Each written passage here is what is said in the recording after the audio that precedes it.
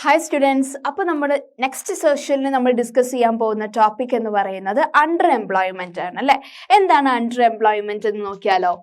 It refers to a situation where a person working but not in a job that fully utilizes their skills, education and or other experiences. എന്ന് വെച്ചാൽ under employment എന്ന term എന്താ ഉദ്ദേശിക്കുന്നതെന്ന് ഞാൻ പറയട്ടെ dears. എന്താണെന്ന് ഞാൻ പറഞ്ഞുതരാം. എന്ന് വെച്ചാൽ നല്ല പഠിപ്പുള്ള ആള് അല്ലെ, MA PhD ഒക്കെ ഉള്ള ഒരാള്, ആ ആൾക്ക് ആ ഒരു പഠിപ്പ് നിലവാരത്തിലുള്ള ജോബല്ല അയാൾ ചെയ്യുന്നത് അല്ലെ. ഇപ്പോഴത്തെ കാലഘട്ടത്തിൽ എന്താണ്, MBA വരെയുള്ള ആളുകൾ പോലും ഡെലിവറി ജോബ്സിന് വരെ പോകുന്ന കാലഘട്ടമാണ് അല്ലെ. ആ ഒരു എക്സാമ്പിളാണ് അണ്ടർ എംപ്ലോയ്മെന്റ് എന്ന് പറയുന്നത് അല്ലെ. A person is working not in a job that fully utilizes their skill. അവരുടെ സ്കിൽസ് യൂട്ടിലൈസ് ചെയ്യാൻ പറ്റാത്തൊരവസ്ഥ വരികയാണ്. അവരുടെ എഡ്യൂക്കേഷൻ, വിദ്യാഭ്യാസ യോഗ്യതയ്ക്ക് അനുസരിച്ചുള്ള ജോബ് പണി അവർക്ക് കിട്ടുന്നില്ല.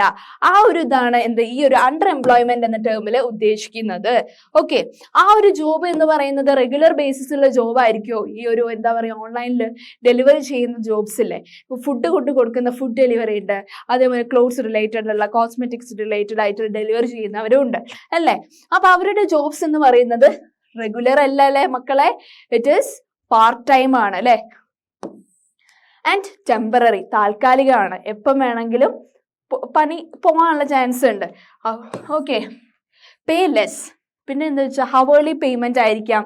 അങ്ങനെ റെഗുലർ ആയിട്ടുള്ള ബേസിസിലാവുമ്പോൾ അല്ല കറക്റ്റ് ഒരു സാലറി ഉണ്ടാവുക. അപ്പൊ ഇവർക്ക് എന്ന് പറയുമ്പോൾ കറക്റ്റ് പേയ്മെന്റ് ആയിരിക്കില്ല, പേയ്മെന്റ് ഒക്കെ വളരെ കുറവായിരിക്കും. And it can lead to dissatisfaction അല്ലേ. എന്ന് വെച്ചാൽ നമ്മൾ പഠിച്ച പണിക്ക് അനുസരിച്ചുള്ള, നമ്മൾ പഠിച്ച ക്വാളിഫിക്കേഷൻ അനുസരിച്ചുള്ള ഒരു ജോബ് നമുക്ക് കിട്ടിയിട്ടില്ലെങ്കിൽ എന്തൊക്കെ തരത്തിലുള്ള മാനസികാവസ്ഥകൾ നമുക്ക് ഉണ്ടാവാം നമ്മുടെ മൈൻഡിൽ. First one, dissatisfaction. എന്താ, നമുക്ക് ഇഷ്ടമില്ലാത്ത പണി ചെയ്യുമ്പോൾ നമുക്ക് എന്തായിരിക്കും, സാറ്റിസ്ഫാക്ഷൻ ഉണ്ടാവും. ഡിസ്സാറ്റിസ്ഫാക്ഷൻ എപ്പോഴും നമ്മുടെ മൈൻഡിൽ ഉണ്ടാവും. എന്താണ് മക്കളെ, ഞാൻ ഇത്ര പഠിച്ചിട്ട് ഈ ഒരു ജോബാണോ ചെയ്യുന്നത് അല്ല, മറ്റുള്ള ആളുകൾ എന്ത് വിചാരിക്കും എന്നുള്ളൊരു ഡിസ്സാറ്റിസ്ഫിക്കേഷൻ എപ്പോഴും നമ്മുടെ ഉള്ളിൽ ഉണ്ടാവും അല്ലെ. പിന്നെ എന്താണ്, ഫ്രസ്ട്രേഷൻ അല്ലേ. എപ്പോഴും നമ്മളിങ്ങനെ വിചാരിച്ചുകൊണ്ട് നിൽക്കും, ഞാൻ ഈ ജോബ് ചെയ്യേണ്ട ആളാണോ, ഞാൻ എവിടെ എത്തേണ്ട ആളാണ് എന്നുള്ളതൊക്കെ നമ്മുടെ മൈൻഡിൽ വന്നു പോകുന്ന കാര്യങ്ങളാണ് അല്ലേ. പിന്നെ next one, it is disguised unemployment. എന്താണ് ഡിസ്ഗൈസ്ഡ് അൺഎംപ്ലോയ്മെന്റ് എന്ന് നോക്കിയാലോ. It refers to a situation where there are more workers available in a particular labor market than are needed to efficiently produce the current level of output. എന്ന് പറയുമ്പോൾ എന്ന് വെച്ചാൽ disguised unemployment എന്ന് പറയുമ്പോൾ അവിടെ കൂടുതൽ വർക്കേഴ്സിനെ അവരിതാക്കും, കൂടുതൽ പ്രൊഡക്ഷൻസ് ഉണ്ടാക്കാൻ വേണ്ടിയിട്ട് ആ ലിമിറ്റ് ഒന്നും ഉണ്ടാവില്ല. ഇപ്പോൾ ഒരു കമ്പനി, നമ്മൾ റെഗുലർ ആയിട്ട് പോകുന്ന കമ്പനി എന്ന് പറയുമ്പോൾ ഒരു ലിമിറ്റ് ഉണ്ടാവും. ഓഫീസിൽ ഇത്ര പേര്, ഗോഡൌണിൽ ഇത്ര പേര് അല്ലേ, അങ്ങനെ ഒരു ഇതുണ്ടാവും. സെയിൽസിൽ ഇത്ര പേര് എന്നൊക്കെ പറഞ്ഞിട്ട്. പക്ഷെ ഇതിന് എന്തുണ്ടാവില്ല, ഒരു ലിമിറ്റ് ഉണ്ടാവില്ല. എന്ന് വെച്ചാൽ അവരുടെ പ്രോഫിറ്റ് ഉണ്ടാക്കാൻ വേണ്ടിയിട്ട് ചില ടൈമിൽ മന്ത്ലി ഇതൊക്കെ പ്രോഫിറ്റ് ഏൺ ചെയ്യാൻ വേണ്ടി കുറേ വർക്കേഴ്സിന് അങ്ങോട്ട് അവരെന്ത് ചെയ്യും, എടുക്കും. എന്നിട്ട് ആ ഒരു ഔട്ട്പുട്ട് എന്ന് വെച്ചാൽ ആ ഒരു ഇത്ര ലെവൽ കിടന്നാൽ ഇത്ര പ്രോഫിറ്റ് ഗെയിൻ ചെയ്യാന്നുള്ള ഒരു ഇത് വെക്കും അല്ലേ. അങ്ങനെ എല്ലാ കമ്പനി, ഇപ്പോഴത്തെ കമ്പനി മെയിൻലി ആയിട്ട് എന്താ, പ്രോഫിറ്റ് റിലേറ്റഡ് ആയിട്ട് ഡിപ്പെൻഡൻ്റ് ആയിട്ടാണ് ഓരോന്നും പോകുന്നത് അല്ലേ. അപ്പോൾ അങ്ങനെയാണ് ഈ ഒരു ഡിസ്ഗൈസ്ഡ് അൺഎംപ്ലോയ്മെന്റ്. അവർക്ക് ആ ഒരു സ്ഥിരത അല്ല. അവർ വിളിക്കുമ്പോൾ മാത്രം പോകുന്ന ജോബ്സ് ഇല്ലേ. ഇപ്പോൾ ഫാക്ടറി വർക്ക് ആണെങ്കിലും കുറേ പ്രൊഡക്ട്സ് പ്രൊഡ്യൂസ് ചെയ്യണമെങ്കിൽ കുറേ വർക്കേഴ്സ് വേണം അല്ലേ. അപ്പോൾ അവർ ആ ടൈമിന് മാത്രം ആ വർക്കേഴ്സിനെ വിളിച്ചതാക്കുമ്പോൾ അവർക്കൊരു സ്ഥിര ജോലി ഉണ്ടോ അവിടെ മക്കളെ? ഇല്ല അല്ലേ. These workers may not be officially classified as unemployed because they may be working in low productivity jobs. അവരെ നമുക്ക് ഒരു ഇതിലും അടച്ച് ആക്ഷേപിക്കാൻ പറ്റുമോ? അവരിങ്ങനെ ഈ തൊഴിൽ രഹിതരാണെന്ന്. അവർ ചെറിയ ചെറിയ ജോബ്സിന് പോകുന്നുണ്ടല്ലോ. How to create more employment in rural areas. അപ്പോൾ റൂറൽ ഏരിയാസിലെ ഈ ഗ്രാമത്തിലൊക്കെ എങ്ങനെ നമുക്ക് കുറേ ആളുകൾക്ക് ജോബ്സ്, കുറേ ചെറിയ ചെറിയ ജോബ്സ് എങ്കിലും നമുക്ക് എങ്ങനെ പ്രൊവൈഡ് ചെയ്യാൻ പറ്റും എന്നതാണ് നോക്കുക.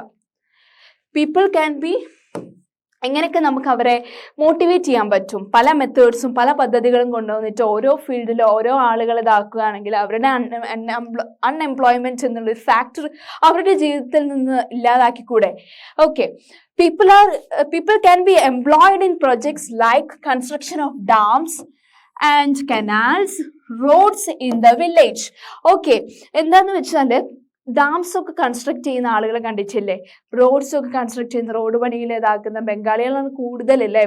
കൂടുതൽ ബംഗാളികൾ ഇപ്പോൾ എല്ലാ രീതിയിലും എല്ലാ ഫീൽഡിലും കയറി പറ്റിയിട്ടുണ്ട്. അപ്പോൾ ആ ഒരു ഇതിൽ കുറേ പേര് എടുക്കുമ്പോൾ തന്നെ കുറേ തൊഴിൽ രഹിതരുടെ എണ്ണം അല്ലേ കുറയും അല്ലേ? ആൻഡ് നെക്സ്റ്റ് പോയിന്റ് എന്താണ്? Provide irrigation facilities so that farmers harvest 2 or more crops in a year. എന്ന് വെച്ചാൽ ഇറിഗേഷൻ ഫെസിലിറ്റീസ് കൂട്ടുമ്പോൾ നമ്മുടെ കർഷകർക്ക് ഒരു വർഷത്തിൽ തന്നെ ഒന്നിൽ കൂടുതൽ ധാന്യങ്ങൾ ഉൽപ്പാദിപ്പിച്ച അവർക്ക് അതിൻ്റെതായിട്ടുള്ള പ്രോഫിറ്റ് ഉണ്ടാവില്ലേ? ഇല്ലേ മക്കളെ? അതാണ് main. That small people can be employed. അങ്ങനെ ആ ഒരു എന്ന് വെച്ചാൽ ഒരു വർഷത്തിൽ 3, 4, 5 ധാന്യങ്ങൾ ഉൽപ്പാദിപ്പിക്കണമെങ്കിൽ ആ ഒരു പാടത്ത് അല്ലെങ്കിൽ ഫീൽഡിൽ കുറേ ആളുകൾ ആവശ്യമുണ്ട്, കുറേ കർഷകരെ ആവശ്യം വരും. അപ്പൊ കുറേ ആളുകൾക്ക് ജോബും കിട്ടും, അവർക്ക് അവരുടേതായിട്ടുള്ള ബേസിക് നീഡ്സ് സാറ്റിസ്ഫൈ ചെയ്യാനുള്ള ഒരു ചെറിയ ഇൻകമെങ്കിലും കിട്ടും അല്ലേ? And third one, okay, and government can open centers to give them training and financial assistance to help them become self-employed. എന്ന് വെച്ചാൽ ഗവൺമെന്റിന് പല ട്രെയിനിങ്ങും അവർക്ക് കൊടുക്കാം അല്ലെ? പലതരത്തിലുള്ള ഫിനാൻഷ്യൽ അസിസ്റ്റൻസും തൊഴിൽ രഹിതർക്ക് കൊടുക്കാം അല്ലെ? സാമ്പത്തികമായിട്ട് അവരെ സഹായിക്കാം, എന്തെങ്കിലും സ്കോളർഷിപ്സ് ഒക്കെ കൊടുക്കാം. അങ്ങനെ പലതരത്തിൽ ഗവൺമെന്റിനും പല സ്കീംസ് കൊണ്ടുവന്നിട്ട് ഹെൽപ്പ് ചെയ്യാം അല്ലേ? അതില് government can invest and employ people in providing transportation and storage devices അല്ലേ? എന്ന് വെച്ചാൽ ട്രാൻസ്പോർട്ടേഷൻ ഇപ്പൊ കൂടുതൽ ബസ്സസ്, പ്രൈവറ്റ് ബസ്സസ്, പബ്ലിക് ആയിട്ട് ബസ് ഇതൊക്കെ ഉണ്ട് അല്ലെ? പബ്ലിക് ട്രാൻസ്പോർട്ടേഷൻ, പ്രൈവറ്റ് ട്രാൻസ്പോർട്ടേഷൻ ഉണ്ട്. അപ്പൊ അതിലൊക്കെ അതേമാതിരി സ്റ്റോറേജ് ആയിട്ടുള്ള ഈ ലോറി അങ്ങനെ പലതിലും സ്റ്റോറേജ് കൊണ്ടുപോകുന്ന പല ഇതും കൊണ്ടുപോകുന്ന ആളുകളുണ്ട് അല്ലെ? അപ്പൊ അങ്ങനെ കുറെ പേര് ഇതിലൊക്കെ ആക്കിയാണെങ്കിൽ എന്താവും? നമ്മുടെ എന്താ പറയാ തൊഴിൽ രഹിതർക്ക് കൂടുതൽ ഒരു ഒരു അപ്ലിഫ്റ്റ്മെന്റ് ഉണ്ടാവും അല്ലെ? അങ്ങനെ തൊഴിൽ രഹിതരുടെ എണ്ണം നമ്മുടെ ഇന്ത്യയിൽ കുറയും ചെയ്യുന്നു എന്നാണ് പറയുന്നത്. ഓക്കെ, പിന്നെ ഹണി കളക്ഷൻ സെന്റേഴ്സ് ഒരു കാലഘട്ടത്തിൽ ഉണ്ടായിരുന്നു, ഹണി കളക്ഷൻ സെന്റേഴ്സ് അല്ലെ? ഇപ്പോഴും ചില അവിടെ ഇവിടങ്ങളായിട്ടുണ്ട്. And vegetable and fruit processing units അല്ലെ? ഇപ്പോൾ നമ്മുടെ പാളയം മാർക്കറ്റിൽ തന്നെ കുറേ കച്ചവടക്കാരുണ്ട് അല്ലെ? എത്രയോ കച്ചവടക്കാർ പലതരത്തില് എന്താ പറയാ ഫുഡ് പ്രൊഡക്ട്സ് ഒക്കെ വിൽക്കുന്നുണ്ട്. അതിൻ്റെ ഉള്ളിൽ തന്നെ പോയ എത്ര ഇതുണ്ടാവും? ഒരു ഫിഷ് മാർക്കറ്റ് ഉണ്ടാവും, ഒരു വെജിറ്റബിൾസ് ഉണ്ടാവും, ഫ്രൂട്ട്സ് ഉണ്ടാവും അല്ലേ? അങ്ങനെ കുറേ പേർക്ക് അങ്ങനെയൊക്കെ ജോബ് കിട്ടിയിട്ടുണ്ട് അല്ലേ? അങ്ങനെ നമുക്ക് ജോബ് അവർക്ക് പ്രൊവൈഡ് ചെയ്യാവുന്നതാണ്. പിന്നെ more cottage industries and service should be prompted in rural area with soft loans അല്ലേ? എന്ന് വെച്ചാൽ ലോൺസ്, ഈ ബാങ്ക്സ് ഒക്കെ ലോൺ പ്രൊവൈഡ് ചെയ്തിട്ട് ഈ കൈത്തറി ഉൽപ്പന്നങ്ങൾ ഉണ്ടാക്കുന്ന കുറേ ഗ്രാമത്തിലുള്ള സ്ത്രീകളെ നമുക്കറിയാം. സ്ത്രീകൾ കുറേ പുരുഷന്മാർ ഒന്നിച്ചിട്ടുള്ള ഇതൊക്കെ. പിന്നെ how to create more employment in urban areas. അപ്പം നമ്മൾ പറഞ്ഞു റൂറൽ ഏരിയാസിൽ എങ്ങനെയൊക്കെ നമുക്ക് ഒരു പ്രോഫിറ്റ് ഗെയിൻ ചെയ്യാൻ പറ്റുന്നു അല്ലേ? ഇനിയിപ്പോൾ അർബൺ ഏരിയാസിൽ എങ്ങനെയാ നോക്കിയാലോ dears? Okay, it is attracting foreign investment അല്ലേ? Foreign investment and create jobs in variety of industries. എങ്ങനെയൊക്കെ? മാനുഫാക്ചറിങ്ങിൽ, അതേമാതിരി ടെക്നോളജിക്കൽ വർക്ക്സിൽ ഒക്കെ കൂടുതൽ ആളുകളെ നമുക്ക് ഉൾപ്പെടുത്താം എന്നതാണ് പറയുന്നത്. പിന്നെ developing small and medium sized enterprises അല്ലേ? പലരും പല ചെറിയ തരത്തിലുള്ള ഫാക്ടറി, സ്മോൾ സ്കെയിൽ ആയിട്ടുള്ള ഇൻഡസ്ട്രീസ് ഒക്കെ ഇതാക്കുന്നുണ്ട്. അവർക്ക് ലോൺസ് ഒക്കെ കൊടുത്തിട്ട് അവരെന്ത് ചെയ്യാം? അങ്ങനെ അവർക്ക് ഇഷ്ടമുള്ള ഫാക്ടറീസ്, അവർക്ക് ഇഷ്ടമുള്ള ഏത് ഫീൽഡാണോ അത് എന്തെങ്കിലും കൊണ്ടുവരാൻ വേണ്ടിയിട്ട്, എന്തെങ്കിലും ചെറിയ ബിസിനസ് കൊണ്ടുവരാൻ വേണ്ടിയിട്ട് അവർക്ക് ചില ലോൺസ് ഒക്കെ പ്രൊവൈഡ് ചെയ്യുക അല്ലെ? പിന്നെ okay, small and medium sized enterprises in urban areas and policies that support their growth and development. അത് നമ്മൾ പറഞ്ഞു ഇവിടെ തന്നെ. and providing vocational training centers provide ചെയ്യാം. എന്താന്ന് വെച്ചാൽ ഇപ്പൊ കോളേജസിൽ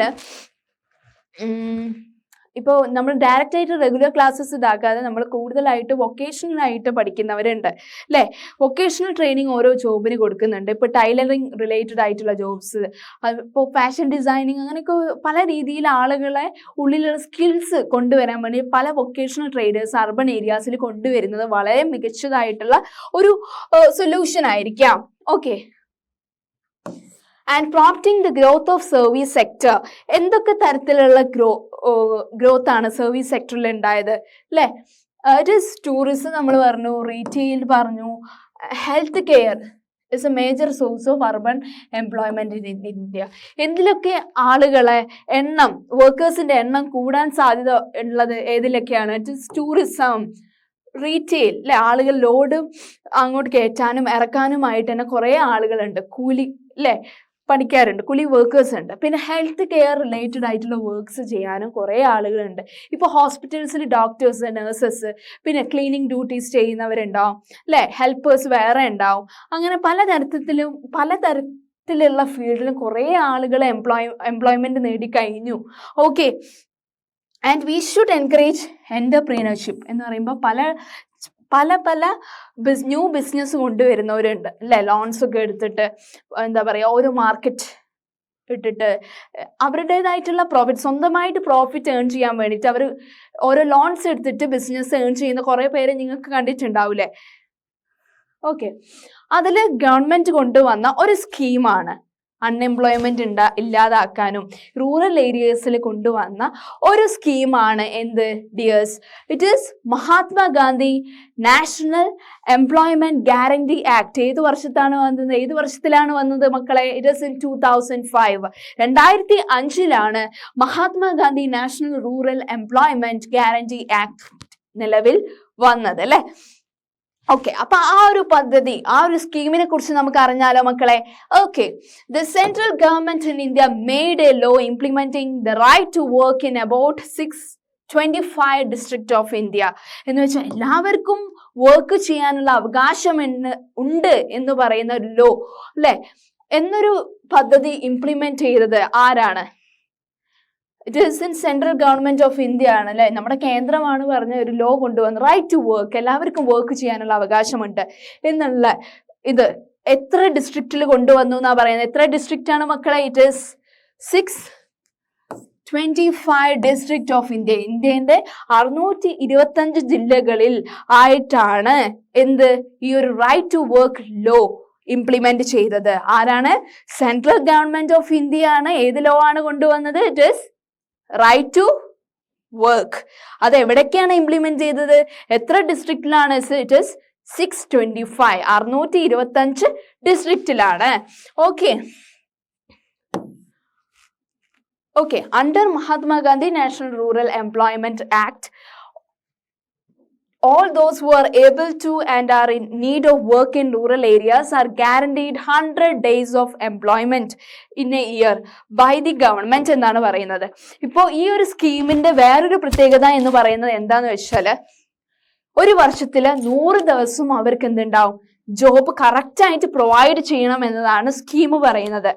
okay. If the government fails in its duty to provide employment, ഇപ്പോൾ ഗവൺമെന്റിന് അവർക്ക് കറക്റ്റ് 100 ദിവസം വർക്ക് കൊടുക്കാൻ പറ്റിയിട്ടില്ലെങ്കിൽ അതിനുള്ള അൺഎംപ്ലോയ്മെന്റ് അലവൻസ് ഈ ഗവൺമെന്റ് തന്നെ ജനങ്ങൾക്ക് കൊടുക്കും എന്നതാണ് മറ്റൊരു ഫാക്ടർ എന്ന് പറയുന്നത്. ഓക്കെ. അഥവാ ഗവൺമെന്റ് ആ കറക്റ്റ് 100 ദിവസം അവർക്ക് ജോബ് കൊടുക്കാൻ കഴിഞ്ഞിട്ടില്ലെങ്കിൽ അതിനുള്ള അൺഎംപ്ലോയ്മെന്റ്, ആ ദിവസത്തിൽ അവർ പണിയെടുക്കാൻ നിന്നിട്ടുണ്ടെങ്കിൽ അൺഎംപ്ലോയ്മെന്റ് അലവൻസ് അവര് കൊടുക്കും. ആർക്ക്? ആ വർക്കേഴ്സിന് കൊടുക്കും എന്നാണ് മക്കളെ പറയുന്നത്. ഓക്കെ. അപ്പോ നമ്മൾ ഇന്ന് മെയിൻ ആയിട്ട് ഡീൽ ചെയ്ത ഇത് എന്ന് പറയുന്നത് ഏതാണ്? മഹാത്മാഗാന്ധി. ഇത് വാസ് വെരി ഇമ്പോർട്ടൻ്റ് ആയിട്ടുള്ള ടേം ആണ് കേട്ടോ. എന്ന് വെച്ചാൽ മഹാത്മാഗാന്ധി ആ ഒരു എംപ്ലോയ്മെന്റ് സ്കീം എപ്പോഴും പ്രീവിയസ് ഇയർ ക്വസ്റ്റ്യൻ പേപ്പേഴ്സിൽ വരുന്ന ഒരു ഇമ്പോർട്ടൻറ്റ് ക്വസ്റ്റ്യൻ ആണ് കേട്ടോ മക്കളെ. അപ്പോൾ ഡീറ്റെയിൽ ആയിട്ട് ഒരു 1 or 2 പോയിന്റ്സ് കറക്റ്റ് ആയിട്ട് പഠിച്ചു വെക്കുക. ഫസ്റ്റ് വൺ, ആരാണ് ഈ ഒരു ഇത് കൊണ്ടുവന്ന ഈ ലോ കൊണ്ട്? Central government of India. It is made a law. എന്ത് ലോ ആണ് കൊണ്ടുവന്നത്? റൈറ്റ് ടു വർക്ക് അല്ലെ, എല്ലാവർക്കും വർക്ക് ചെയ്യാനുള്ള അവകാശമുണ്ട്. ഇന്ത്യയിലെ എത്ര ഡിസ്ട്രിക്ട്സിലാണ് അത് കൊണ്ടുവന്നത്? എത്ര ഡിസ്ട്രിക്ട്സിലാണ് മക്കളെ? 625 ഡിസ്ട്രിക്ട്സ്. ഓക്കെ. ആൻഡ് ഇതിന് വേറൊരു കാര്യം എന്ന് പറയുന്നത്, റൂറൽ ഏരിയസ് 100 ദിവസം ആ ഒരു ഏരിയയിൽ വർക്ക് ഉണ്ടായിരിക്കണം. അഥവാ വർക്ക് ഗവൺമെന്റ് കൊടുത്തിട്ടില്ലെങ്കിൽ ആ ഒരു ദിവസത്തെ അൺഎംപ്ലോയ്മെന്റ് അലവൻസ് അവർക്ക് കൊടുത്തിരിക്കണം എന്നതാണ് പറയുന്നത്. ഓക്കെ. അപ്പോൾ പിന്നെ വേറൊരു point question, how to create more employment in urban area. അപ്പോൾ ഇതും നോക്കി വെക്കുക. ഈ അർബൻ ഏരിയസിൽ എങ്ങനെ നമുക്ക് കൂടുതൽ ജോബ്സ് വേക്കൻസി ആളുകൾക്ക് കൊടുക്കാം? എന്തൊക്കെയാണ് നമ്മൾ പറഞ്ഞത്? ഇൻഡസ്ട്രി ഫീൽഡിൽ, മാനുഫാക്ചറിങ് ഫീൽഡിലൊക്കെ ആളുകൾ കുറേ പേര് ജോയിൻ ചെയ്യിപ്പിക്കുക അല്ലേ. പിന്നെ സ്മോൾ സ്കെയിൽ ആയിട്ടുള്ള ബിസിനസ് ഒക്കെ ചെയ്യാൻ വേണ്ടിയിട്ട് ഗവൺമെന്റ് ലോൺസ് കൊടുക്കുക അല്ലേ. അതൊക്കെ അർബൻ ഏരിയാസിൽ വലിയതാണ്. പിന്നെ വൊക്കേഷണൽ ട്രെയിനിങ് സെന്റേഴ്സ് അല്ലേ, അവരുടെ ഓരോ ജോബ്സ് ഉണ്ട്. ചെറിയ ചെറിയ ജോബ്സ് ആണ്, ചില ട്രെയിനിങ് ആവശ്യമുണ്ട് അല്ലേ. അപ്പോൾ അതിന് സർട്ടിഫിക്കറ്റ് കിട്ടിയാലുള്ള അവർക്ക് ചെറിയ ചെറിയ സ്മോൾ സ്കെയിൽ ബിസിനസ് തുടങ്ങാൻ പറ്റും എന്നുള്ളതൊക്കെ ഉണ്ടാവും. അപ്പോൾ അതിനുള്ള ഹെൽപ്പ് ഗവൺമെന്റ് ചെയ്തു കൊടുക്കുക. ഓക്കെ. പിന്നെ അപ്പോൾ റൂറൽ ഏരിയാസിൽ നമ്മൾ പറഞ്ഞു സ്കീം, മഹാത്മാഗാന്ധി റൂറൽ ഗ്യാരണ്ടി സ്കീമൊക്കെ പറഞ്ഞല്ലേ, അത് ഫസ്റ്റ് ഇമ്പോർട്ടൻറ്റ് കാര്യമാണ്. പിന്നെ എന്ത് ചെയ്യുക, കുറേ ആളുകളെ നമ്മൾ ഡാം കൺസ്ട്രക്ഷന് വേണ്ടിയിട്ട്, പിന്നെ എന്തൊക്കെയാണ് ഞാൻ പറഞ്ഞത് മക്കളെ? ഒന്നുകൂടെ ഓർത്തെടുത്ത് റിവൈൻഡ് ചെയ്തേ പെട്ടെന്ന്. ഡാം കൺസ്ട്രക്ഷന് വേണ്ടിയിട്ട് കുറേ ആളുകളെ എംപ്ലോയ് ചെയ്യിപ്പിക്കാം. പിന്നെ റോഡ്സ് കൺസ്ട്രക്ഷന് വേണ്ടിയിട്ട് യൂസ് ചെയ്യിപ്പിക്കാം. പിന്നെ കുറേ ആളുകളെ നമുക്ക് എന്ത് ചെയ്യാം, ഈ ഒരു ഫാമിംഗ് സെക്ടറിലേക്ക് കൊണ്ടുവരാം. എങ്ങനെ? വർഷത്തിൽ 3-4 ക്രോപ്സ് കൾട്ടിവേറ്റ് ചെയ്യപ്പെടുന്ന ടൈമിൽ കുറേ വർക്കേഴ്സിനെ വെച്ചിട്ടാണ് നമുക്ക് 4-5 ധാന്യങ്ങളൊക്കെ ഇറക്കാൻ പറ്റുള്ളൂ. അപ്പൊ അവിടെ കൂടുതൽ വർക്കേഴ്സിനെ ആക്കുമ്പോൾ തൊഴിൽ രഹിതരെ എണ്ണം കുറയും അല്ലേ. ഓക്കെ. പിന്നെ നെക്സ്റ്റ് നമ്മൾ പറഞ്ഞത് ഡിസ്ഗൈസ്ഡ് അൺഎംപ്ലോയ്മെന്റ് ആണ്. എന്താണ് ഡിസ്ഗൈസ്ഡ് അൺഎംപ്ലോയ്മെന്റ്?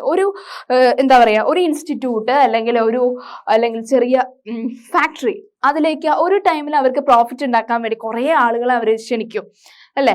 കുറേ ആളുകൾ ഇതാക്കി വിളിക്കും, എന്നിട്ട് ഇത്ര പൈസ കൊടുക്കും എന്ന് പറയും. പക്ഷെ അത് അവർക്ക് എന്താണ്, എപ്പോഴും സ്ഥിരമുള്ള ജോബല്ല അല്ലേ. പക്ഷെ അവരെ തൊഴിൽ രഹിതർ എന്ന് പറയാനും നമുക്ക് പറ്റില്ല. എന്താണ്, അവർ ചെറിയ ചെറിയ ജോബ്സിനെങ്കിലും പോകുന്നുണ്ടല്ലോ. അതാണ് എന്ത് ടേമിൽ പറയുന്നത്? ഡിസ്ഗൈസ്ഡ് അൺഎംപ്ലോയ്മെന്റ് എന്ന ടേമിൽ പറയുന്നത്. ഓക്കെ. അപ്പൊ it's a very important term ആണ് disguised unemployment. It's very important. പിന്നെ നമ്മൾ പറഞ്ഞത് ഏതാണ്?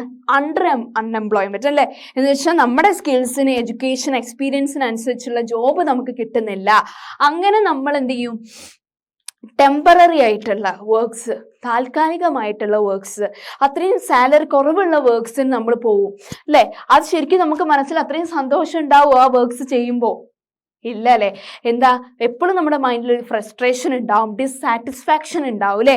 എന്താണ്, ഞാൻ ഈ ഒരു ജോബ് ചെയ്യേണ്ട ആളാണോ എന്ന് ചിന്തിച്ച് എപ്പോഴും നമ്മുടെ മൈൻഡ് ആ ഒരു ഇതിൽ നമ്മൾ ഇങ്ങനെ സങ്കടപ്പെട്ടേ കൊണ്ടിരിക്കും അല്ലേ. ഓക്കെ. അപ്പൊ നമ്മൾ പറഞ്ഞ ആ ഒരു ടേംസ് ആണ്. അപ്പോൾ അണ്ടർ എംപ്ലോയ്മെന്റ് നോക്കുക, disguised unemployment, how to create more employment in rural areas, അത് നമ്മൾ പറഞ്ഞു.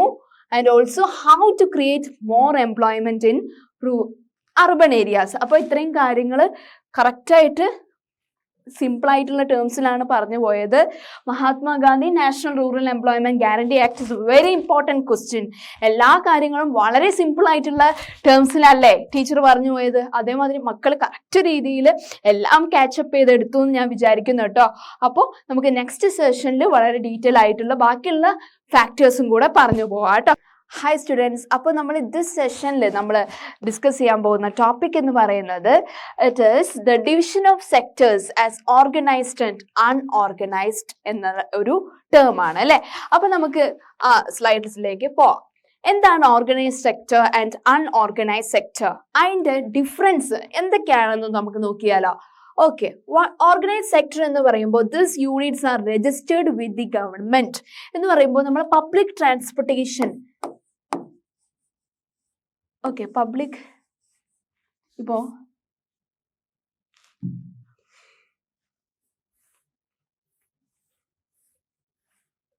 പബ്ലിക് ട്രാൻസ്പോർട്ടേഷൻ നോക്കുക.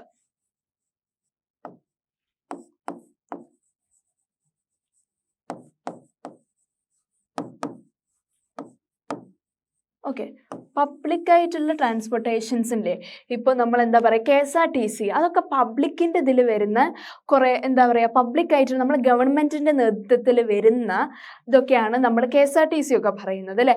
അതൊക്കെ ഓർഗനൈസ്ഡ് സെക്ടറിൻ്റെ താഴെയാണ് വരിക. KSRTC നമ്മൾ പറഞ്ഞു അല്ലേ. ഓക്കെ, അതുപോലെ തന്നെ അതെന്ന് പറയുമ്പോൾ ദീസ് ആർ ബിഗ് യൂണിറ്റ്സ് എന്ന് പറയുമ്പോൾ ഇതൊക്കെ വലിയ ബിഗ് യൂണിറ്റ്സ് ആയിരിക്കും അല്ലേ.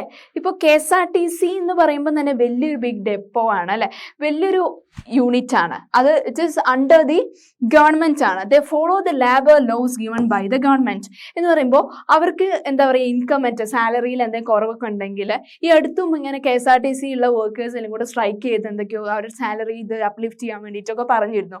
അവർക്ക് അവരുടേതായിട്ടുള്ള ലേബർ ലോസ് ഉണ്ടാവും. ഓർഗനൈസ്ഡ് സെക്ടർ ആകുമ്പോൾ അതിൻ്റെ ഒരു മെയിൻ ഇമ്പോർട്ടൻസ് അല്ലെങ്കിൽ ഒരു ഇമ്പോർട്ടൻറ്റ് ഫാക്ടർ എന്ന് പറയുന്നത് അവർക്ക് ലേബർ ലോസ് ഉണ്ടാവും. എന്തെങ്കിലും ലോസ് അവർക്ക് നിഗ്ലക്റ്റ് ആയാൽ അതിന് എതിരെ സമരം ചെയ്യാനുള്ള അവകാശം അവർക്ക് തന്നെ ഉണ്ട് അല്ലേ. There are some formal process and procedures in the sector. Okay, formal ആയിട്ടുള്ള പല പ്രൊസീജിയേഴ്സും അവർക്ക് എന്ത് ചെയ്യാനുണ്ടാവും. ഓക്കെ, ഇതിലെന്ന് വെച്ചാൽ കൂടുതൽ ഫോർമൽ ആയിട്ടുള്ള കാര്യങ്ങളാണ് ഈ ഒരു സെക്ടറിൽ ഉണ്ടാവുക അല്ലേ. എല്ലാം ഗവൺമെന്റിന്റെ നേതൃത്വത്തിൽ ഗവൺമെന്റിന്റെ പ്രിൻസിപ്പിൾ റിലേറ്റഡ് ആയിട്ടുള്ള ഇതിലാണ് എന്ത് പോവുക, അവരുടെ ആ ഒരു സെക്ടർ വർക്ക് ചെയ്യുന്നത് തന്നെ ഗവൺമെന്റിന്റെ നേതൃത്വത്തിലായിരിക്കും. അതാണ് സച്ച് ഓർഗനൈസ്ഡ് എന്ന് പറയുന്നത് അല്ലേ. It is registered within the government and these are big units ആയിട്ടാണ് വർക്ക് ചെയ്യുക. പിന്നെ they follow labor laws given by the government അല്ലേ. ലേബർ ലോസിന് അനുസൃതമായിട്ടായിരിക്കും അവരുടെ വർക്കൊക്കെ പോയിക്കൊണ്ടിരിക്കുക. and there are some formal process. എല്ലാ പ്രോസസ്സസ് നടന്നുകൊണ്ടിരിക്കുന്നത് ഫോർമൽ സ്ട്രക്ചറിലായിരിക്കും. Okay, next what about unorganised sector. എന്താണ് അൺഓർഗനൈസ്ഡ് സെക്ടർ എന്ന് പറയുന്ന? Private bus.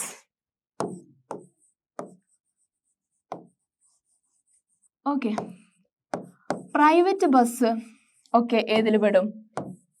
ഈ അൺഓർഗനൈസ്ഡ് സെക്ടറിൽ പെടും. അതെന്ന് പറയുമ്പോൾ വലിയ വലിയ ആളുകൾ ഒറ്റ പൈസ മുടക്കിയിട്ടായിരിക്കും അത് ഇതാകുക. അതിനൊരു ഓർഗനൈസ്ഡ് സ്ട്രക്ചർ ഉണ്ടോ? ഇല്ല. These units are not registered with the government. ഗവൺമെന്റുമായിട്ട് അവർക്കൊരു പാർട്ട്ണർഷിപ്പ് ഉണ്ടോ? അതുമില്ല അല്ലേ. Okay, this are small and scattered unit. Small ആയിട്ടുള്ള കുറച്ച് ആളുകളൊക്കെ ചേർന്നിട്ടുള്ള ഒരു ഇതായിരിക്കും എന്താണ് ഓർഗനൈസ്ഡ് സെക്ടർ, അവിടെ ഒരു ബിസിനസ് നടക്കുന്നത് അല്ലേ. Okay, they do not follow labour laws given by the government അല്ലേ.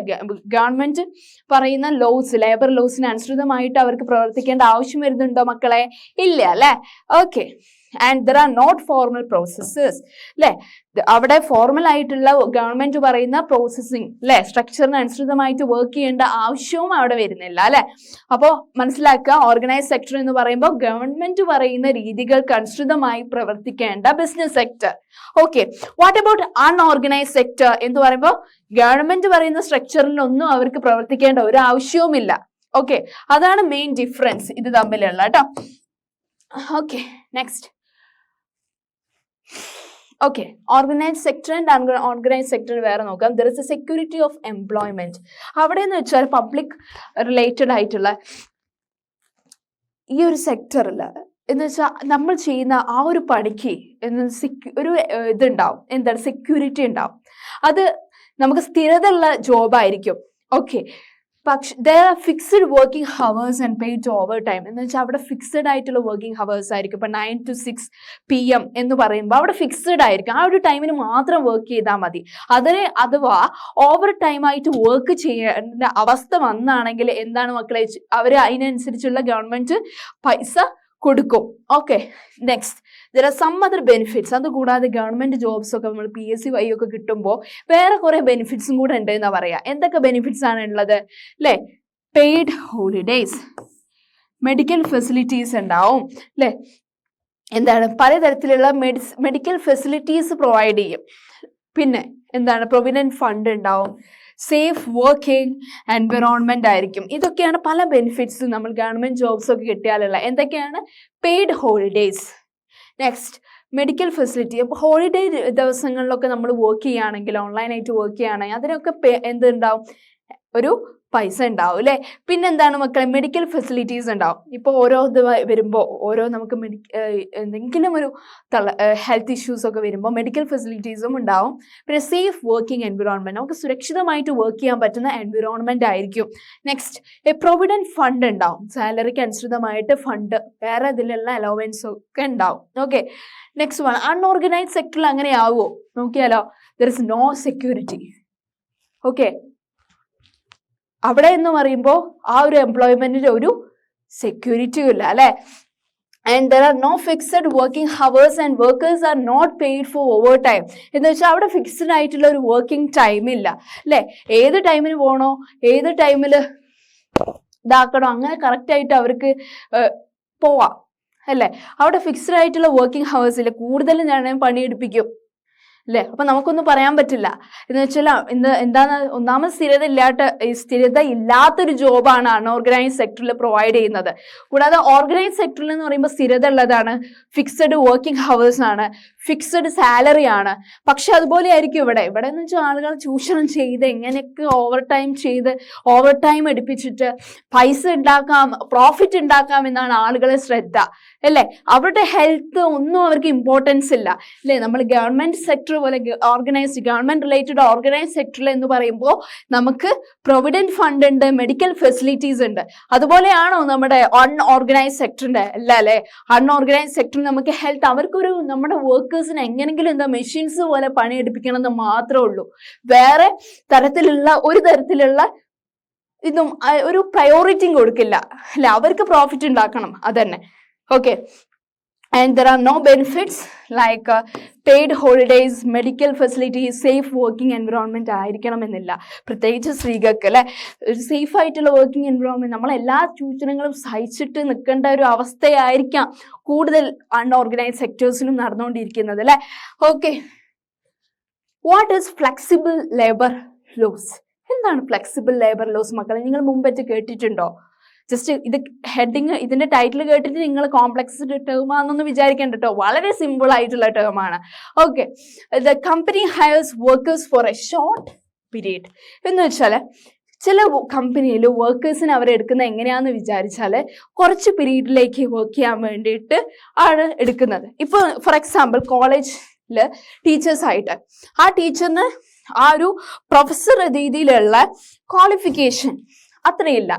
ഓക്കെ, എന്നാലും ആ ടീച്ചിങ് അതിന് വേറെ ഇതിൽ ഇൻസ്റ്റിറ്റ്യൂട്ടിലും അക്കാഡമിയിലും ഒക്കെ ആ ടീച്ചർക്ക് എക്സ്പീരിയൻസ് ഉണ്ടെങ്കിൽ ഓക്കെ ഒരു പീരീഡിൽ നിങ്ങൾക്ക് വർക്ക് ചെയ്യാം.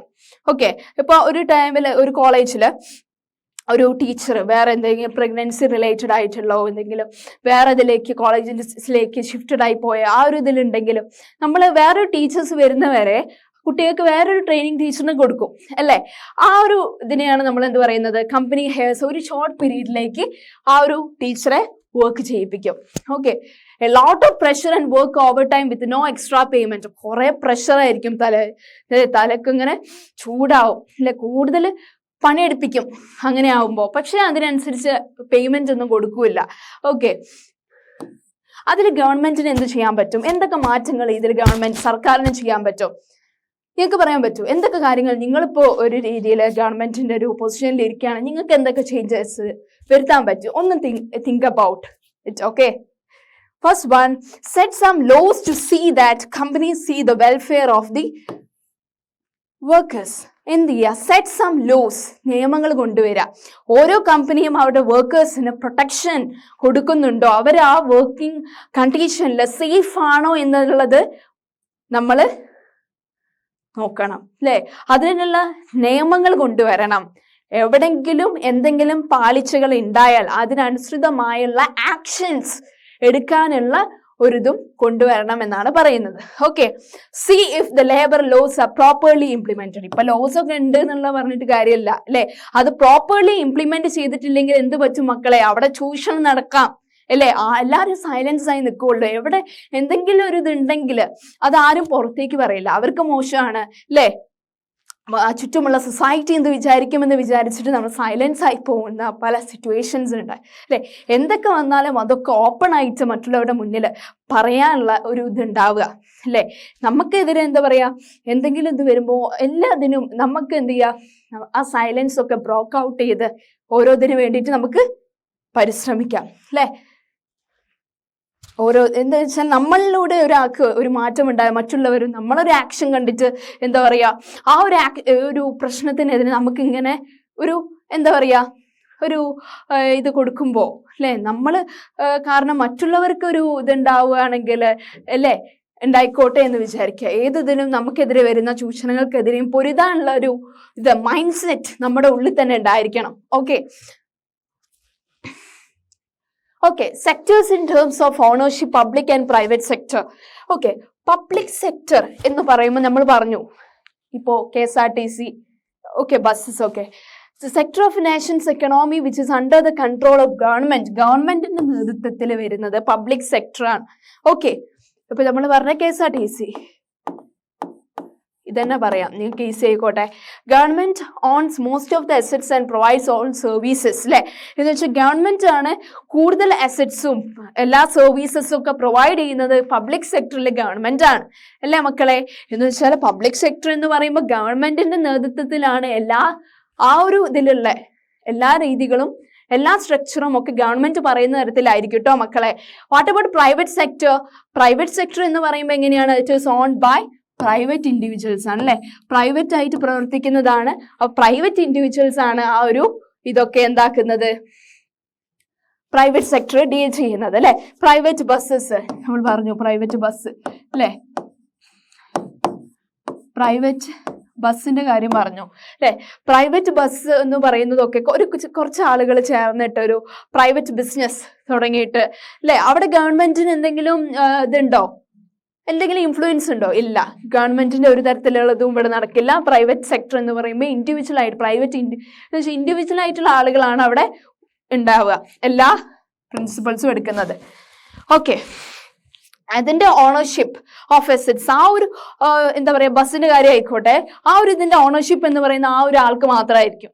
ഗവൺമെന്റിന് ഒരു ഇൻഫ്ലുവൻസോ ഒരു റോളോ അവിടെ പ്ലേ ചെയ്യാനില്ല. അത് മനസ്സിലാക്കുക. ഓക്കെ, അപ്പൊ നമ്മൾ പബ്ലിക് സെക്ടർ എന്ന് പറയുമ്പോൾ നിങ്ങൾ ആലോചിക്കുക, KSRTCന്റെ കാര്യം ആലോചിക്കുക. അവിടെ എന്ന് പറയുമ്പോൾ the sector of A nations economy which is under the control of government. ഗവൺമെന്റിന്റെ നേതൃത്വത്തിലാണ്, ഗവൺമെന്റ് ആണ് ആ ഒരു അസറ്റ് ഒക്കെ ആ ഗവൺമെന്റിന്റെ നേതൃത്വത്തിലായിരിക്കും. ഓക്കെ കേട്ടോ മക്കളെ. ഓക്കെ, അപ്പൊ നിങ്ങൾക്ക് മനസ്സിലായെന്ന് വിചാരിക്കുന്നു. അപ്പൊ പ്രൈവറ്റ് സെക്ടർ എന്ന് പറയുമ്പോൾ പ്രൈവറ്റ് ഇൻഡിവിജ്വൽസ് ആണ് നോക്കുക, അവിടെ ഗവൺമെന്റിന് ഒരു റോളും ഇല്ല എന്ന് ഓർക്കുക. നെക്സ്റ്റ്, അവിടെ ownership of assets and delivery of സർവീസസും എന്താണ്, പ്രൈവറ്റ് ഇൻഡിവിജ്വൽസ് ആണ് മെയിൻ ആയിട്ട് റോൾ പ്ലേ ചെയ്യുന്നത്. അവിടെ ഗവൺമെന്റ് ഇന്റർഫിയറൻസ് തീരെ ഇല്ല എന്ന് ഓർക്കുക പ്രൈവറ്റ് സെക്ടറിൽ. Okay, next point, public sector. The main motive is to provide benefits of the people. ആളുകൾക്ക് ബെനിഫിറ്റ്സ്, എങ്ങനെ ബെനിഫിറ്റ്സ് പ്രൊവൈഡ് ചെയ്യാം എന്നതാണ് പബ്ലിക് സെക്ടറിന്റെ മെയിൻ പോയിന്റ് എന്ന് പറയുന്നത്. Okay, government can raise money through taxes അല്ലെ. Government can raise money through taxes അല്ലെ. പല ടാക്സ് നികുതി അവർക്ക് ഇംപ്ലിമെന്റ് ചെയ്യുമ്പോൾ അവർക്ക് എന്ത് ചെയ്യാം, കൂടുതൽ പൈസ അതിൽ നിന്ന് ടാക്സസിൽ നിന്ന് അവർക്ക് കിട്ടും. പബ്ലിക് സെക്ടറിൽ നിന്ന് കുറേ അവർ പിടിക്കുന്നില്ലേ. For example police, army, health, Indian railways, അതൊക്കെ മെയിൻ ആയിട്ടുള്ള കുറെ പബ്ലിക് സെക്ടേഴ്സ് ആണ്. ഓക്കെ, പബ്ലിക് സെക്ടേഴ്സ് ഏതൊക്കെയാണ്? ഫോർ എക്സാമ്പിൾ പോലീസ്, പബ്ലിക് അല്ലെ, ഗവൺമെന്റിന്റെ നേതൃത്വത്തിൽ വർക്ക് ചെയ്യുന്നതാണ് police, army, health sectors and railways അല്ലെ. Okay, what about private sector? Main motive എന്ന് പറയുന്നത് എന്താണ്? പ്രോഫിറ്റ് ഗെയിൻ ചെയ്യുക എന്നത് മാത്രമാണ് പ്രൈവറ്റ് സെക്ടറിന്റെ മെയിൻ പ്രിൻസിപ്പിൾ എന്ന് പറയുന്നത്. ബട്ട് പബ്ലിക് സെക്ടറിന്റെ മെയിൻ പ്രിൻസിപ്പിൾ എന്ന് പറയുന്നത് എന്താണ്? ഇൻ ഓർഡർ ടു പ്രൊവൈഡ് അല്ലെ ബെനിഫിറ്റ്സ് ടു ദി പീപ്പിൾ, ആ ജനങ്ങൾക്ക് ബെനിഫിറ്റ് ഉണ്ടായി കൊടുക്കുന്നതാണ് പബ്ലിക് സെക്ടർ എങ്കിൽ പ്രൈവറ്റ് സെക്ടറിന്റെ മോട്ടീവ് എന്ന് പറയുന്നത് എന്താണ്? ടു ഏൺ പ്രോഫിറ്റ് ഏൺ ചെയ്യുക എന്നുള്ളതാണ് പ്രൈവറ്റ് സെക്ടറിന്റെ ഇമ്പോർട്ടൻറ്റ് ഫാക്ടർ. ഓക്കെ, പിന്നെ ഇവിടെ പറഞ്ഞു government can raise money through taxes അല്ലെ, ഗവൺമെന്റിന് പൈസ കൂടുതൽ ഏതിലൂടെ സമ്പാദിക്കാം, ഈ നികുതി അല്ലെ, എല്ലാത്തിലും നികുതി ഉണ്ടല്ലോ, നികുതി റിലേറ്റഡ് ആയിട്ടുള്ളതൊക്കെ നിങ്ങൾക്ക് അറിയാം. ഇപ്പോൾ ഭൂമി ഇടപാടിനൊക്കെ നികുതി, ഇപ്പോൾ ഇതായിട്ട് ലാൻഡ് ടാക്സ് ഉണ്ട്, പ്രോപ്പർട്ടി ടാക്സ്, ലാൻഡ് ടാക്സ്, പിന്നെ കുറെ പ്രൊഡക്ട്സിനൊക്കെ ടാക്സസ് ഉണ്ട് അല്ലെ. അപ്പോൾ പല ടൈപ്സ് ഓഫ് ടാക്സസ് പല പ്രൊഡക്ട്സിനും ഇതാക്കുന്നുണ്ട് അല്ലെ. അപ്പൊ നിങ്ങൾക്ക് ഏതൊക്കെ പ്രൊഡക്ട്സ് എത്ര നിങ്ങൾ നോക്കിയിട്ടുണ്ടോ, സാധനങ്ങൾ വാങ്ങുമ്പോൾ എത്ര ശതമാനം ടാക്സസ് നികുതിയിൽ നിന്ന് പിടിക്കുമെന്ന് നിങ്ങൾ നോക്കിയിട്ടുണ്ടോ? പലരും നോക്കിയിട്ടുണ്ടാവില്ല. അതും കൂടെ മാർക്കറ്റ് വാല്യൂ ഉണ്ടല്ലോ, നമ്മളെ GDP, ആ ഒരു GDP എന്നുള്ളത് കറക്റ്റ് മാർക്കറ്റ് വാല്യൂ മാത്രമാണ്. അവിടെ ആ ടാക്സസും കൂടെ ഇൻക്ലൂഡ് ചെയ്യുമ്പോഴാണ് ആ ഒരു പ്രൊഡക്റ്റിനെ കറക്റ്റായിട്ട് വിലയിരുത്തുന്നത് അല്ലെ, പക്ഷെ മാർക്കറ്റിൽ. പക്ഷേ ആ ഒരു മാർക്കറ്റ് വാല്യൂ എന്ന് പറയുന്ന GDP, ആ ഒരു ടാക്സ് ഒഴിവാക്കിയിട്ടാണ് കറക്റ്റ് മാർക്കറ്റ് വാല്യൂ വരിക. ഓക്കെ, ശ്രദ്ധിക്കുക സാധനങ്ങൾ വാങ്ങുമ്പോൾ എത്ര ടാക്സ് ഈ ഒരു പ്രൊഡക്ഷന് വരുന്നുണ്ടെന്ന് കേട്ടോ. ഓക്കെ, അപ്പൊ നമ്മൾ പറഞ്ഞു പബ്ലിക് സെക്ടർ എന്ന് പറയുമ്പോൾ ഇങ്ങനെ ടാക്സസ് ആണ് കൂടുതലായിട്ട് അവർ ഇതാക്കുന്നത്. ഓരോ പ്രൊഡക്ട്സിന് ടാക്സസ് ഇതാക്കുമ്പോൾ അവര് സാമ്പത്തിക വളർച്ച ഉയരും. ഓക്കെ, ഗവൺമെന്റിന്റെ. പക്ഷെ ഇവിടെ എങ്ങനെയാണ്, to get service we have to pay money to individuals or companies എന്ന് പറയുമ്പോൾ, ഇവിടെ എന്ന് പറയുമ്പോൾ സർവീസസ് എന്തെങ്കിലും കിട്ടണമെങ്കിൽ എന്ത് ചെയ്യണോ, അവര് തന്നെ പൈസ നമ്മൾ കൊടുക്കണം. വി ഹാവ് ടു പേ മണി അല്ലെ, നമ്മളാണ് പൈസ അവർക്ക് കൊടുക്കേണ്ടത് അല്ലെ. അപ്പൊ അവര് നമുക്ക് പ്രോഫിറ്റ് ഉണ്ടായി തരികയല്ല. For example Reliance company limited അല്ലെ, ജിയോ. ഇപ്പൊ ജിയോന്റെ നിങ്ങൾക്ക് അറിയാലോ കൂടുതലായിട്ട് പ്രോഫിറ്റ് ഉണ്ടാക്കുന്ന ഇപ്പൊ റിലയൻസിന്റെ ഒരു ഇതല്ലേ, ആൻഡ് ടിസ്കോ. പിന്നെ നമ്മൾ പറയാം അദ്വാനിന്റെ അല്ലെ, ടാറ്റ, മഹേന്ദ്ര അല്ലെ. അപ്പൊ അതൊക്കെ ഓർക്കുക, അതൊക്കെ പ്രൈവറ്റ് ആയിട്ടുള്ള സെക്ടറാണ്. അത് അവരൊക്കെ എന്താണ്, നമ്മളിലൂടെയാണ്, നമ്മൾ അതിൽ പൈസ ഇൻവെസ്റ്റ് ചെയ്യാണ് അല്ലെ. എത്രയോ പൈസക്ക് നമ്മൾ ജിയോ ആയതുകൊണ്ട് എത്രയോ അൺലിമിറ്റഡ് കോൾസ് ആൻഡ് മെസ്സേജ് അതൊക്കെ പറയുമ്പോൾ അങ്ങനെ പല ട്രിക്സ് ഇറക്കുമ്പോൾ നമ്മൾ കുറെ പേര് ജിയോ സിമ്മിലേക്ക് മാറി അല്ലെ. അങ്ങനെ പല ട്രിക്സും ഇറക്കിയിട്ട് പ്രോഫിറ്റ് ഉണ്ടാക്കുന്ന പ്രൈവറ്റ് സെക്ടറാണ് അല്ലെ. ദേ ഏൺ മോർ പ്രോഫിറ്റ്, അത് മാത്രം അവരെ മോട്ടീവ് അല്ലെ. പബ്ലിക് സെക്ടർ എന്ന് പറയുമ്പോൾ it for the benefits of the public. Okay, അപ്പൊ അത് അങ്ങനെ ഓർത്ത് വെക്കുക. കറക്റ്റായിട്ട് കത്തിന്ന് നിങ്ങൾക്ക് വിചാരിക്കുന്നു. Okay, public sector plays a major role in India than the private sector because എന്താണ് കൂടുതലായിട്ട് ഇവിടെ മേജർ റോൾ ഇന്ത്യയിൽ കൂടുതൽ ഡെവലപ്മെന്റ് ഇതാക്കിയത് പബ്ലിക് സെക്ടറാണ് പ്രൈവറ്റ് സെക്ടറിനേക്കാൾ എന്നതാണ് പറയുന്നത് അല്ലെ. അപ്പൊ എന്തൊക്കെയാണ് കാരണം എന്ന് നോക്കിയാലോ. Because public sector is owned and run by government അല്ലെ. പബ്ലിക് സെക്ടർ ഓൺ ചെയ്യുന്നത് അല്ലെ, ഉടമസ്ഥയിലാണ് പബ്ലിക് സെക്ടർ വർക്ക് ചെയ്യുന്നത്, ഗവൺമെന്റിന്റെ നേതൃത്വത്തിലാണ് അല്ലെ മക്കളെ. പബ്ലിക് സെക്ടർ എന്ന് പറയുമ്പോൾ നമ്മൾ പറഞ്ഞല്ലോ ഗവൺമെന്റിന്റെ നേതൃത്വത്തിലാണ് അല്ലെ, അണ്ടർ ഗൈഡൻസ് ഓഫ് ഗവൺമെന്റ്. അതാണ് public sector. It creates employment opportunities. അതുകൂടാതെ ഇതെന്ത് ഉണ്ടാക്കുന്നുണ്ട്, കുറെ ആളുകൾക്ക് പണി അല്ലെ, ജോബ്സ് പ്രൊവൈഡ് ചെയ്യുന്നുണ്ട് അല്ലെ.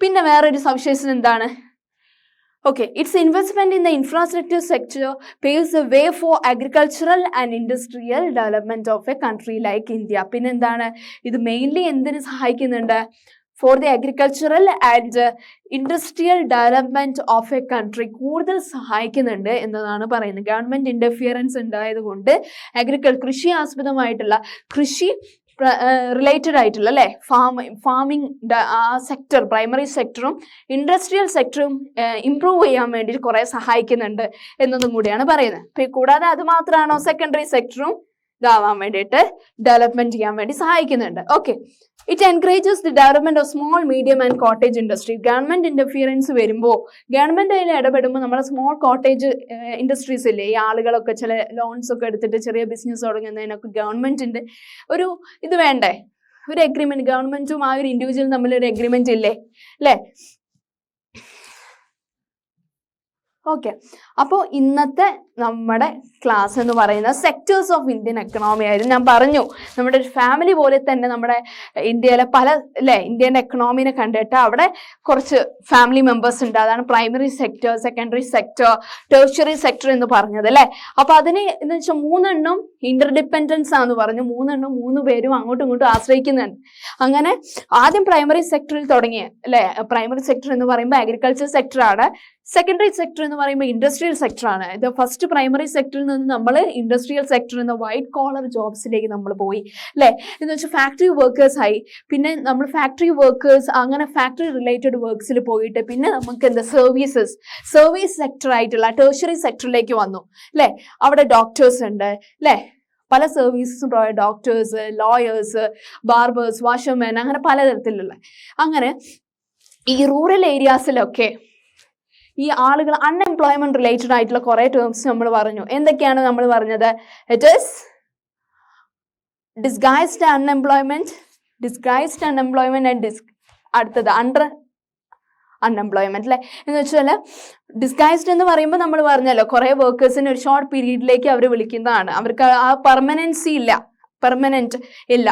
ഓക്കെ, മറ്റേത് നെക്സ്റ്റ് അണ്ടർ അൺഎംപ്ലോയ്മെന്റ് എന്ന് പറയുമ്പോൾ അവർക്ക് എന്ത് ചെയ്യുന്നുണ്ട്, ആ ഒരു ജോബ് അവർക്കുള്ള ക്വാളിഫിക്കേഷൻ, സ്കിൽസ്, എക്സ്പീരിയൻസ് അനുസൃതമായിട്ടുള്ള ജോബ് അല്ല അവർ ചെയ്യുന്നത്. അങ്ങനെയുള്ള കാര്യങ്ങൾ പറഞ്ഞു. പിന്നെ നമ്മൾ സ്കീം പറഞ്ഞു, നാഷണൽ റൂറൽ എംപ്ലോയ്മെന്റ് സ്കീം, മഹാത്മാഗാന്ധിന്റെ നാഷണൽ റൂറൽ എംപ്ലോയ്മെന്റ് സ്കീമിനെ കുറിച്ച് പറഞ്ഞു. അതെന്ന് പറയുമ്പോൾ എന്ന് വെച്ചാൽ 100 ദിവസം സെൻട്രൽ ഗവൺമെന്റ് എന്ന് വെച്ചാൽ ഒരു ലോ ഇറക്കി, റൈറ്റ് ടു വർക്ക് എന്ന് വെച്ചാൽ എല്ലാവർക്കും വർക്ക് ചെയ്യാനുള്ള അവകാശമുണ്ടെന്ന്. എത്ര ഡിസ്ട്രിക്റ്റിൽ എന്നാണ് പറഞ്ഞത്? ഇന്ത്യയിലെ 625 ഡിസ്ട്രിക്റ്റില്. ഓക്കെ, 100 ദിവസവും അവർ ജോലി ചെയ്യാനുള്ള ഇതാണ് കൊടുത്തത്, ആ ഒരു പീരീഡ്. അഥവാ ഏതെങ്കിലും ദിവസം 100 ദിവസത്തിനുള്ളിൽ ഏതെങ്കിലും ദിവസം അവർക്ക് ജോബ് ഇല്ലെങ്കിൽ അവർക്ക് അൺഎംപ്ലോയ്മെന്റ് അലവൻസ് ഗവൺമെന്റ് തന്നെ നൽകുമെന്നാണ് പറഞ്ഞത്. ഓക്കെ, അപ്പൊ അങ്ങനെയുള്ള കുറച്ച് ഫാക്ടേഴ്സ് ആണ്. പിന്നെ ടെർഷ്യറി സെക്ടറിന്റെ കുറച്ച് പറഞ്ഞു, സർവീസ് സെക്ടേഴ്സ് അങ്ങനെ എന്തിനൊക്കെ പ്രൊവൈഡ് ചെയ്യുന്നു, അതൊക്കെ കുറെ റിലേറ്റഡ് ആയിട്ടുള്ള ഇത് പറഞ്ഞു അല്ലേ. ഓക്കെ, അങ്ങനെയുള്ള കാര്യങ്ങളാണ് നമ്മൾ ഇതിൽ പറഞ്ഞത്. ഓക്കെ, അപ്പൊ കൂടുതലായിട്ട് നമ്മൾ സെക്ടേഴ്സിന്റെ പറഞ്ഞു. പബ്ലിക് സെക്ടർ, പ്രൈവറ്റ് സെക്ടർ ആണ് ലാസ്റ്റ് ആയിട്ട് പറഞ്ഞത്. എന്താണ് പബ്ലിക് സെക്ടർ എന്ന് പറയുമ്പോൾ it is owned by government അല്ലെ. ഗവൺമെന്റിന്റെ നേതൃത്വത്തിലായിരിക്കും. അവിടെ ലേബർ ലോസ് ഉണ്ട്, ഫിക്സഡ് വേജസ് ഉണ്ട് ആൻഡ് ഫിക്സഡ് വർക്കിംഗ് ഹവേഴ്സ് ഉണ്ട്. പക്ഷെ പ്രൈവറ്റ് സെക്ടർ എന്ന് പറയുമ്പോൾ എങ്ങനെയാണ് പറഞ്ഞേ? പ്രൈവറ്റ് സെക്ടർ എന്ന് പറയുമ്പോൾ അവിടെ പ്രൈവറ്റ് ഇൻഡിവിജ്വൽസ് ആണ്, അവിടെ ഗവൺമെന്റ് ഇന്റർഫിയറൻസ് ഇല്ല അല്ലെ മക്കളെ. അവിടെ ഗവൺമെന്റിന് ഒരു റോളും പ്ലേ ചെയ്യാനില്ല. ഓക്കെ, നെക്സ്റ്റ് പിന്നെ നമ്മൾ പറഞ്ഞു പ്രൈവറ്റ് സെക്ടറിൽ ഫിക്സഡ് ആയിട്ടുള്ള വർക്കിംഗ് ഹവേഴ്സ് ഇല്ല, അവർക്ക് more time to work and there will be no fixed salary would be there. അങ്ങനെ ഈ ഒരു സെക്ടേഴ്സ് നമ്മളൊരു ഒരു ഫാമിലിയിൽ നമ്മൾ ഡിപ്പെൻഡ് ചെയ്യുന്ന ഫാദർ, മദർ, ബ്രദർ, സിസ്റ്റർ, അതുപോലെ തന്നെ എന്ന് വെച്ചാൽ ചെറുപ്പത്തെ കാലഘട്ടത്തിൽ നമ്മൾ ഓരോ കാര്യത്തിനും നമ്മൾ അവരെ ഇന്റർഡിപ്പെൻഡ് ചെയ്തിട്ടാണ് അല്ലെ. അവരൊക്കെ 3-4 പേരെ ഇന്റർഡിപ്പെൻഡ് ചെയ്തിട്ടാണ് നിൽക്കാറ് ആ ഒരു ടൈമില്.